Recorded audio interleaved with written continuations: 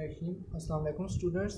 आज हम आपकी चैप्टर नंबर 2 की एक्सरसाइज करने जा रहे हैं और इस एक्सरसाइज का जो फर्स्ट क्वेश्चन है आपका वो है define the terms unit vector, position vector and component vectors. तो स्टूडेंट क्योंकि ये सिर्फ डेफिनेशंस थी तो मैंने सोचा आपको मैं सिर्फ ये एक्सप्लेन कर दूंगा बजाय लिखने के, क्योंकि आप बुक से देख के ये डेफिनेशंस आसानी से लिख सकते हैं और अगर मैं यहाँ पे लिखता तो काफ़ी सारा टाइम आपका वेस्ट हो जाता। तो स्टूडेंट जो यूनिट वेक्टर होता है बेसिकली हमारे पास वो एक ऐसा वेक्टर होता है जिसका मैग्नीट्यूड 1 होता है और वो सिर्फ और सिर्फ किसी डायरेक्शन को शो करता है। और स्टूडेंट इसके जो फार्मूला होता है यूनिट वेक्टर का वो मैं यहाँ पे आपको रफ में लिख देता हूँ। वो हमारे पास होता है किसी भी यूनिट वेक्टर को कोनोटेशन देने के लिए हम उसके ऊपर एक कैप लगा देते हैं और इसका जो फार्मूला होता है वो वेक्टर इटसेल्फ, जो वेक्टर होता है इटसेल्फ डिवाइडेड बाय इस वेक्टर का जो मैग्नीट्यूड होता है, जब ये हम करें तो हमारे पास जो हमें चीज़ मिलती है वो हमारे पास आता है एक यूनिट वेक्टर। इसी तरीके से जो स्टूडेंट्स पोजीशन वेक्टर होता है वो हमारे पास किसी भी पॉइंट की या किसी भी पार्टिकल या किसी भी बॉडी की पोजीशन बताता है विद रिस्पेक्ट टू एक फिक्स्ड ओरिजिन। कोई हमारे पास अगर फिक्स्ड ओरिजिन है, लेट्स सपोज हमारे पास ये अगर फॉर एग्जांपल एक्सिस हैं, तो यहाँ से किसी भी पॉइंट की जो पोजीशन हमें जो वेक्टर बताता है उस वेक्टर को हम कहते हैं पोजीशन वेक्टर, या हम उसको कहते हैं, अगर ये हमारे पास अगर हम इसे देखें तो ये हमें क्या करता है, किसी भी पॉइंट या पार्टिकल की पोजीशन या लोकेशन बताता है और इसलिए हम इसको क्या कहते हैं पोजीशन वेक्टर। और स्टूडेंट अगर हमारे पास ये 2D में हो तो हम इसको शो करते हैं R से, और R हमारे पास इक्वल होता है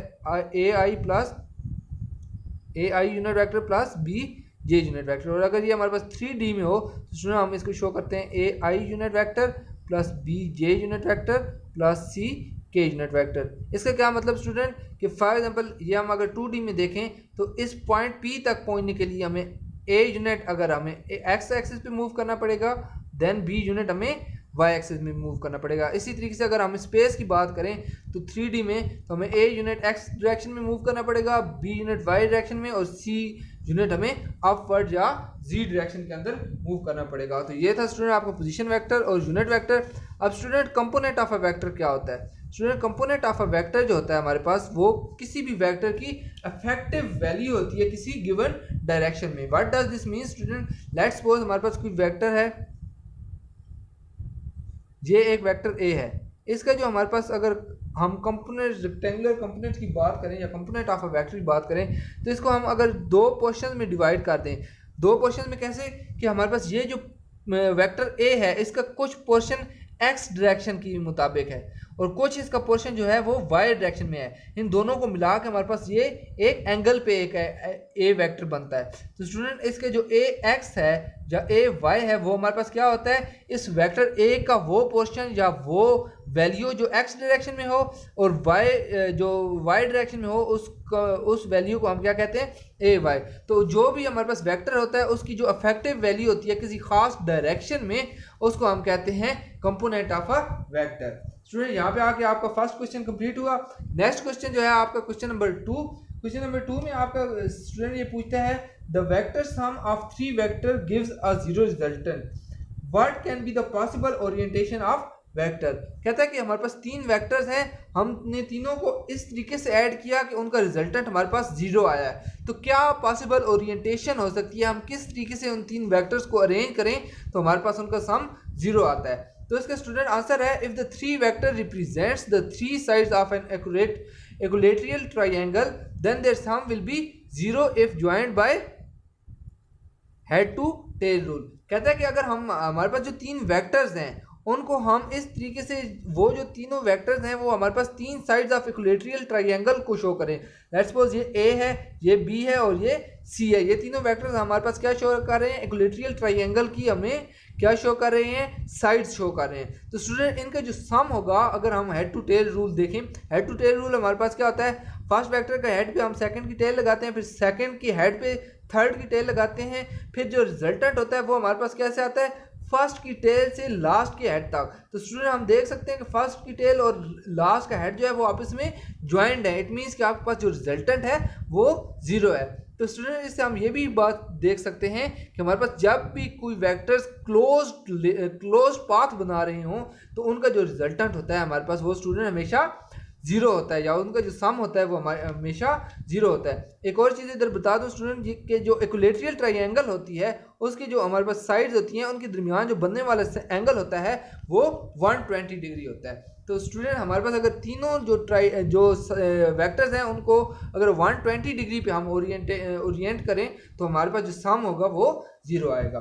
स्टूडेंट जो आपका थर्ड क्वेश्चन है नेक्स्ट वो ये है कि क्वेश्चन नंबर 3 है vector A lies in X Y plane for what orientation will both the rectangular components be negative for what orientation will its component have opposite sign. Student कहता है कि हमारे पास एक एक्स वाई प्लेन है।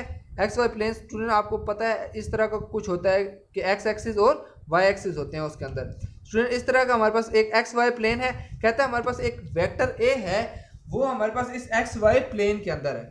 तो student वो कहता है कि किस केस के अंदर हमारे पास अगर वो हम इसको किस एंगल पे रखें या किस तरीके से वेक्टर ए को ओरिएंट करें तो हमारे पास जो उसके कंपोनेंट्स हैं दोनों कंपोनेंट्स वो नेगेटिव हों या उसके दोनों कंपोनेंट्स ऑपोजिट डायरेक्शन में हों। तो स्टूडेंट जब हम इस वेक्टर ए को थर्ड जो क्वाड्रेंट है, आपको पता है ये फर्स्ट क्वाड्रेंट होता है, ये सेकंड, ये थर्ड और ये फोर्थ। थर्ड क्वाड्रेंट के अंदर स्टूडेंट्स आप देखें क्या होता है हमारे पास कि एक्स एक्सिस की जो वैल्यूज होती हैं वो भी नेगेटिव में जा रही होती हैं, ये अगर ओरिजिन हो, और जो डाउनवर्ड हमारे पास जो वाई एक्सिस की जो वैल्यूज होती हैं वो भी नेगेटिव होती हैं। तो स्टूडेंट जब आपका वेक्टर थर्ड क्वाड्रेंट के अंदर होगा तो इसको अगर हम कंपोनेंट्स में रिजॉल्व करें तो इसका जो एक्स कंपोनेंट होगा उसकी वैल्यू भी नेगेटिव होगी और इसका जो वाई कंपोनेंट होगा उसकी भी वैल्यू नेगेटिव होगी। अब स्टूडेंट अगर ये हमारे पास लेट्स सपोज इधर नहीं है बल्कि ये हमारे पास लेट्स सपोज सेकंड क्वाड्रेंट के अंदर है, तो सेकंड क्वाड्रेंट के अंदर स्टूडेंट्स क्या होता है आपकी जो एक्स होता है वो हमारे पास क्या होता है नेगेटिव होता है, क्योंकि स्टूडेंट आप देख सकते हैं इधर हमारे पास है ये 0 से इस लेफ्ट साइड पे है और हमारे पास जो y होता है वो पॉजिटिव होता है क्योंकि स्टूडेंट ये हमारे पास क्या है अपवर्ड है।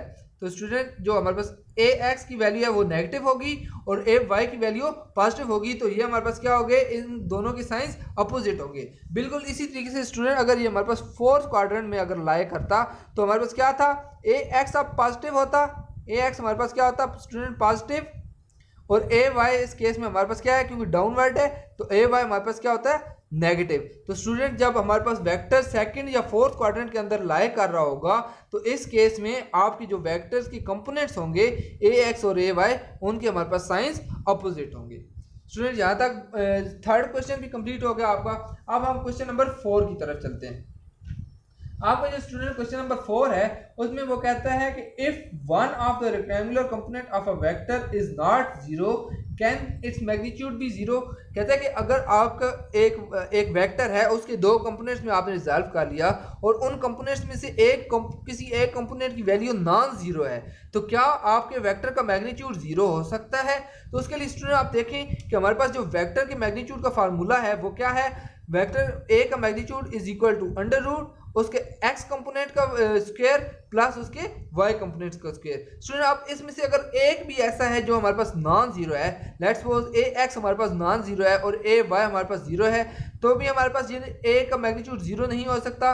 और आपके पास अगर y नॉन जीरो है और x जीरो है तब भी हमारे पास वेक्टर a का मैग्नीट्यूड 0 नहीं हो सकता। तो इट मीन्स कि अगर आपके पास कोई एक वेक्टर का एक कंपोनेंट आपके पास नॉन जीरो हो तो उसका मैग्नीट्यूड आपके पास 0 कभी भी नहीं हो सकता।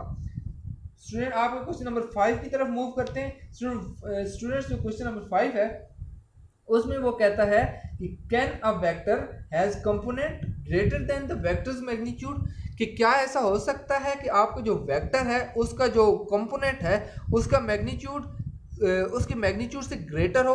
तो स्टूडेंट आप फिर उसकी फार्मूले को देखें तो आपको ये क्लियर हो जाएगा कि मैग्नीट्यूड का फार्मूला क्या होता है, magnitude is equal to under root X component का स्क्वायर प्लस वाई कंपोनेंट का स्क्वायर। स्टूडेंट अब इसमें से अगर लेट्स सपोज अगर हम कहते हैं कि ए एक्स अगर ग्रेटर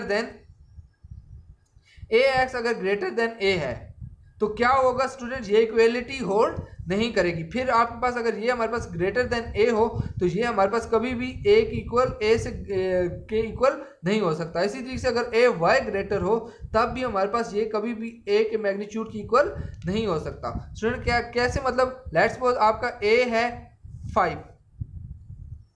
स्टूडेंट अगर हमारे पास ए एक्स हम ले लेते हैं लेट्स सपोज 7, तो इस फार्मूले के अंदर जब हम स्टूडेंट 7 की वैल्यू पुट करेंगे और बाकी ए वाई की अगर कोई भी वैल्यू पुट कर लें तो हमारे पास आंसर कभी भी एक आंसर 5 नहीं आएगा, यानी ये एक दूसरे के साथ मैच नहीं करेंगे, यानी ये फार्मूला सेटिस्फाई नहीं होगा। तो इट मीन्स कि आपका जो अगर एक वेक्टर का कंपोनेंट, कोई भी वेक्टर का कंपोनेंट उसके मैग्नीट्यूड से ग्रेटर कभी भी नहीं हो सकता। यहाँ तक स्टूडेंट आपके फर्स्ट 5 क्वेश्चंस क्लियर हो गए। अब स्टूडेंट आप चलते हैं नेक्स्ट क्वेश्चन की तरफ, जो है क्वेश्चन नंबर 6। तो स्टूडेंट आपका जो क्वेश्चन नंबर 6 है, क्वेश्चन नंबर 6 में वो कहता है can the magnitude of a vector have a negative value, कि क्या आपके पास कोई ऐसा वेक्टर हो सकता है जिसकी मैग्नीट्यूड की वैल्यू नेगेटिव हो। तो स्टूडेंट पहले इसका आंसर लिखवाता हूँ, फिर आपको इसको एक्सप्लेन करूंगा। तो the answer is no, it can never be negative, कि जो कंपोनेंट ऑफ अ वेक्टर होता है वो नेगेटिव नहीं हो सकता, कैन नेवर बी नेगेटिव। क्यों नहीं नेगेटिव हो सकता कभी? इसलिए नहीं हो सकता because the magnitude of a vector quantity is given by, हमें पता है कि जो मैग्नीट्यूड होता है किसी भी वेक्टर क्वांटिटी का वो हमें कैसे मिलता है, magnitude of a given quantity of a given vector is, the magnitude of a vector is given by, magnitude का फार्मूला स्टूडेंट क्या होता है, a is equal to under root A X square plus A Y square. तो student आपके पास जो vector है उसका मैग्नीट्यूड नेगेटिव कैसे नहीं आ सकता।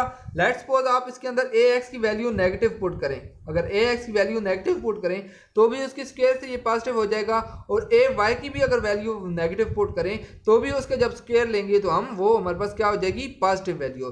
तो जब हमारे पास पॉजिटिव वैल्यू को जब भी हम अंडर रूट लेंगे तो वो हमारे पास क्या होगी, एक मैग्नीट्यूड जो होगा हमारे पास वेक्टर का वो हमारे पास क्या आएगा, हमारे पास पॉजिटिव ही आएगा। इन दिस केस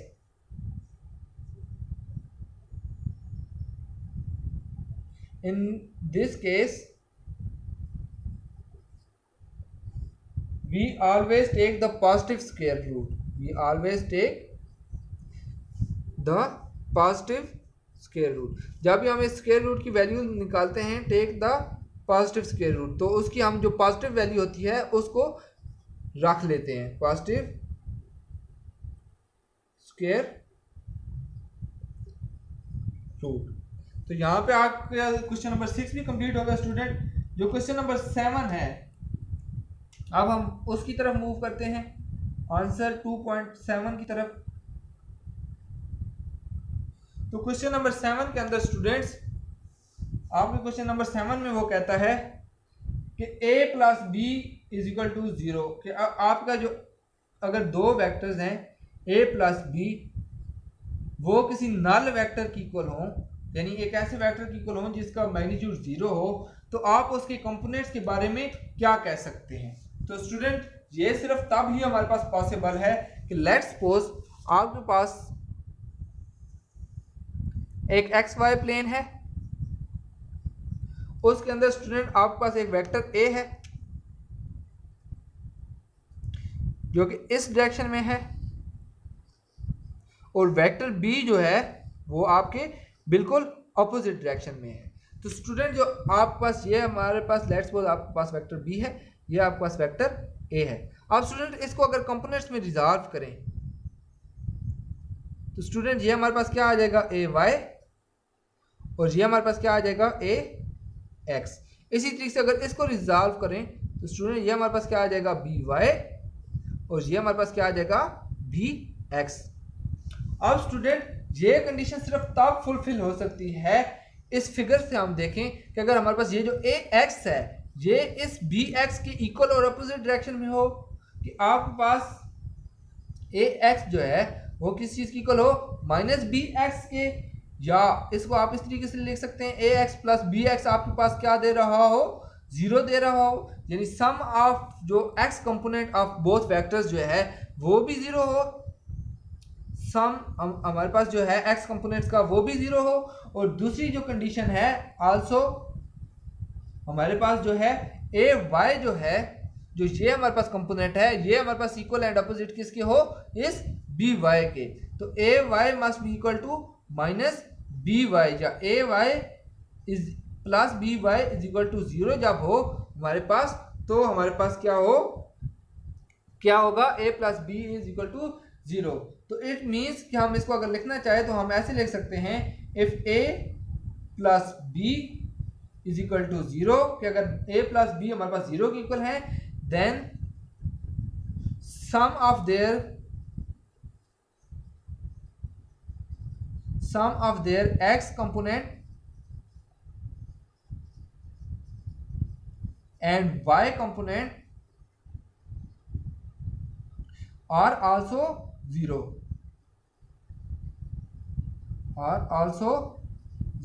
स्टूडेंट एक बार फिर मैं इसको समराइज कर देता हूं। क्वेश्चन में स्टूडेंट कहता है कि दो वेक्टर्स हैं, अगर उनका सम जीरो है तो आप उनके कंपोनेंट्स के बारे में क्या बता सकते हैं। तो स्टूडेंट उसके लिए हमने देखा कि अगर दो वेक्टर्स हमारे पास हैं, उनका सम हमारे पास जीरो है, तो वो सिर्फ उस केस में हो सकता है कि दोनों वेक्टर्स का मैग्नीट्यूड इक्वल हो और दोनों अपोजिट डायरेक्शन में हो। तो स्टूडेंट वो हमने यहाँ पे ड्रा कर लिए, फिर हमने इन दोनों वेक्टर्स को हमने कंपोनेंट्स में रिजॉल्व कर लिया। कंपोनेंट्स में रिजॉल्व किया तो स्टूडेंट ये हमारे पास ए वाई आ गया, ये हमारे पास ए एक्स आ गया, इस तरीके से ये हमारे पास बी एक्स आ गया और ये बी वाई आ गया। अब स्टूडेंट वो आगे ये कहता है कि अगर हमारे पास इन दोनों का सम जीरो है तो उनकी जो एक्स कंपोनेंट है उनका भी सम जीरो होना चाहिए, और उनके जो वाई कंपोनेंट है उनका सम भी जीरो होना चाहिए। तो यहाँ तक आपका स्टूडेंट क्वेश्चन नंबर 7 भी कंप्लीट हुआ। अब चलते हैं स्टूडेंट क्वेश्चन नंबर 8 की तरफ।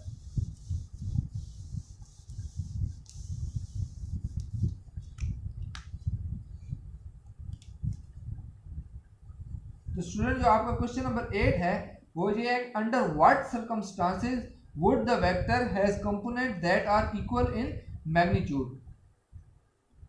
तो स्टूडेंट वो कहता है कि क्वेश्चन में वो ये पूछता है कि ऐसा कैसे हो सकता है कि वेक्टर के जो एक्स और वाई कंपोनेंट्स हैं उन दोनों का जो मैग्नीट्यूड है वो इक्वल होना चाहिए। तो इसका स्टूडेंट आंसर देखते हैं, it is possible only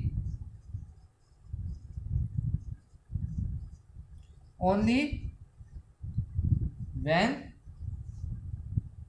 the vector makes an angle, when the vector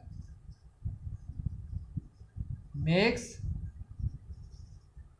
an angle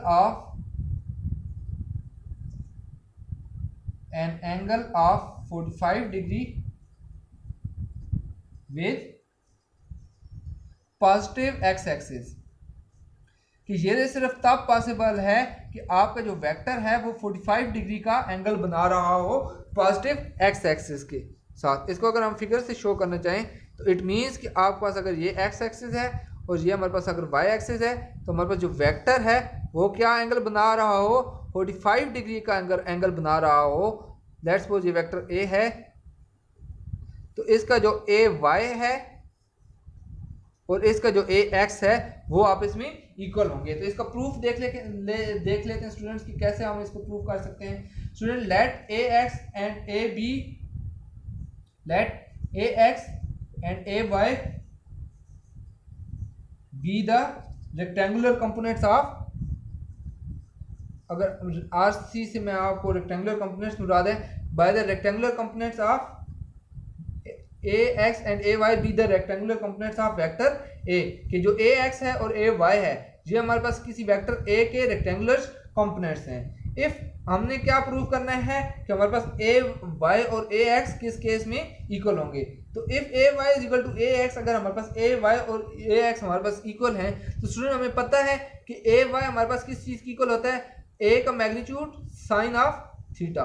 student ये मैंने आपको बताया था कि वेक्टर ए का जो वाई कंपोनेंट होता है वो हमारे पास होता है ए के मैग्नीट्यूड साइन ऑफ थीटा। इसी तरीके से जो हमारे पास ए एक्स होता है, जो ये वाला कंपोनेंट होता है, वो हमारे पास होता है ए का मैग्नीट्यूड कॉज ऑफ थीटा। और स्टूडेंट ये मैंने आपको पिछले लेक्चर में बताया भी था कि कैसे हमारे पास होता है। फॉर एग्जांपल साइन थीटा है हमारे पास, तो साइन थीटा हमारे पास क्या होता है student, perpendicular over hypotenuse.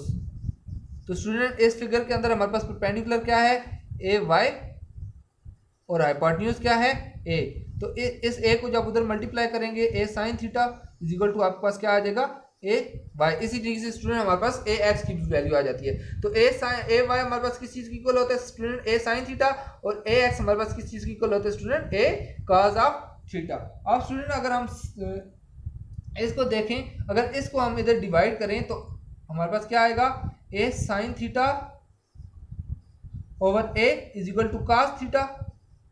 It means A और ए कैंसिल हो गए।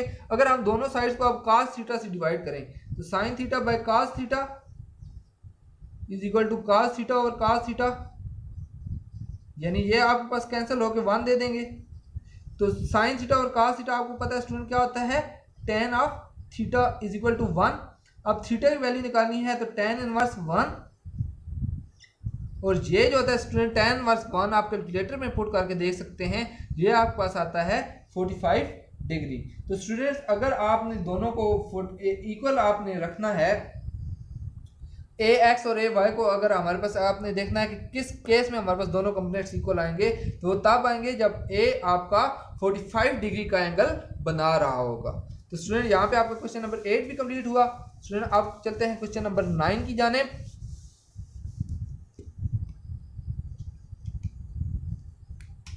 Question number 9 student, question number 9 में वो पूछता है, is it possible to add a vector quantity to a scalar quantity, कि क्या ये पॉसिबल है कि आप किसी वेक्टर क्वांटिटी को किसी स्केलर क्वांटिटी में ऐड कर सकें।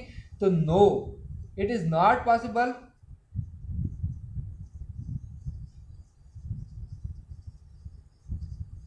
To add a scalar quantity and a vector quantity, की आप स्केलर क्वांटिटी और वेक्टर क्वांटिटी को आप इसमें ऐड नहीं कर सकते। अब क्यों नहीं आप ऐड कर सकते, इसकी रीज़न आपको मैं लिख देता हूं। इसकी रीज़न ये है कि जो हमारे पास स्केलर और वेक्टर क्वांटिटीज़ हैं, ये दोनों हमारे पास डिफरेंट टाइप की फिजिकल क्वांटिटीज़ हैं। बोथ फिजिकल क्वांटिटीज़ जो हमारे पास बोथ स्केलर और वेक्टर क्वांटिटीज हैं,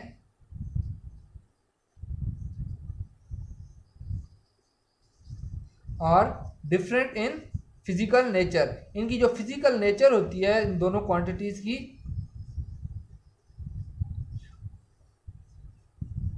वो डिफरेंट होती है। क्या मतलब स्टूडेंट, कि आपका जो वेक्टर है, वेक्टर क्वांटिटी है, वो हमारे पास सिर्फ वेक्टर क्वांटिटीज में ऐड हो सकती है, क्योंकि आपको पता है वेक्टर क्वांटिटीज में हमारे पास डायरेक्शन भी होती है। इसी तरीके से जो स्केलर क्वांटिटीज हैं वो सिर्फ स्केलर क्वांटिटीज के अंदर ही हमारे पास ऐड हो सकती हैं। क्यों? क्योंकि ये दोनों students different type of physical quantities हैं, इसलिए ये दोनों एक दूसरे के साथ ऐड नहीं हो सकती। स्टूडेंट नेक्स्ट क्वेश्चन की तरफ आपके चलते हैं, जो कि है question number 10। Can you add 0 to a null vector, कि क्या आप 0 को नल वेक्टर के अंदर ऐड कर सकते हैं। तो इसका आंसर है no, 0 can not be added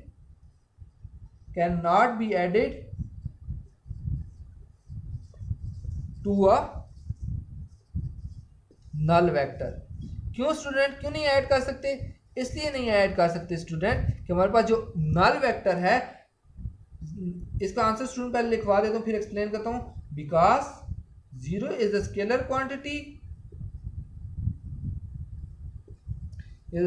quantity,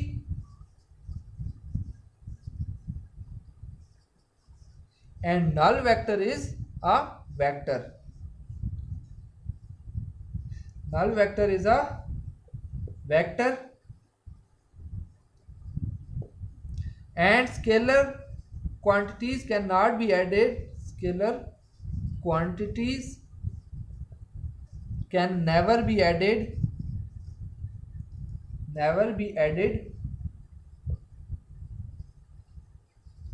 into vector quantities, कहता है कि इनटू वेक्टर क्वांटिटी।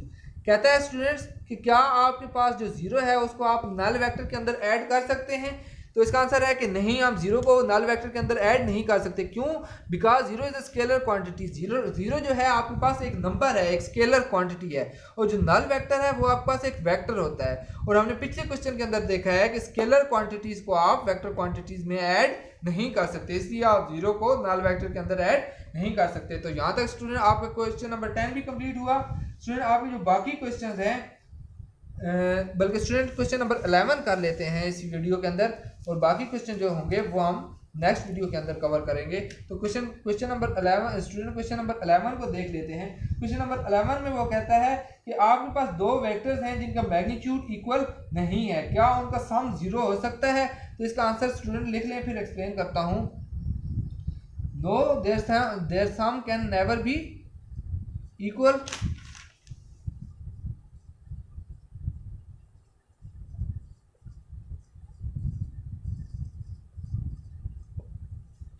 इनका सम हमारे पास जीरो के इक्वल नहीं हो सकता, can never be equal to zero.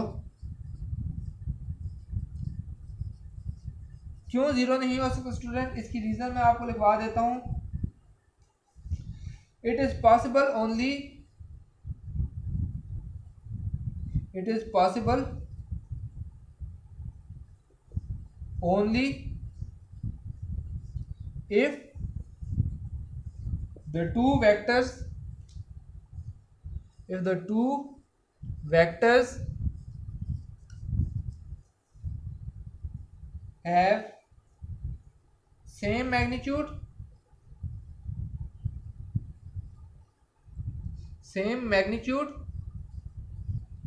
and opposite direction।